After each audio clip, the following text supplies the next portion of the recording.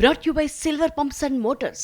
Top quality और consistent performance के लिए सिर्फ सिल्वर पंप्स नाम याद रखना।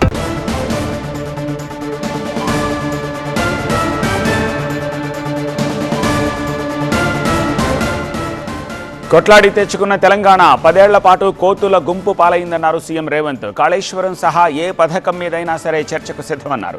కడుపు నిండా విషం పెట్టుకుని కేసీఆర్ మాట్లాడుతున్నారంటూ రేవంత్ మండిపడ్డారు.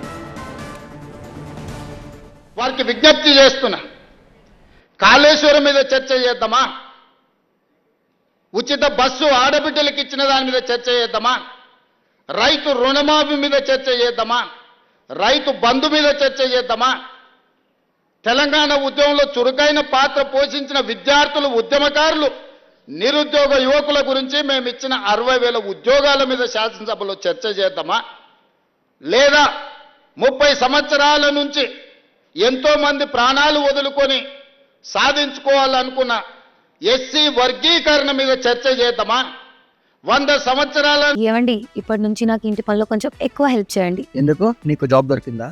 నాకు నేనే బాస్ అవ్వాలనుకుంటున్నా. ఎలా? బాస్ వాలా బీ ద బాస్. నుంచి కులగణన జరగాలి.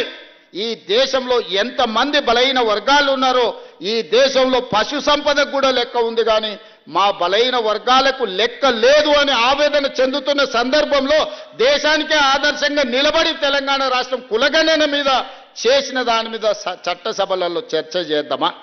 దేని మీద చర్చ చేద్దాం? చంద్రశేఖరరావు గారు మీరు చెప్పండి అని నేను అడుగుతున్నా.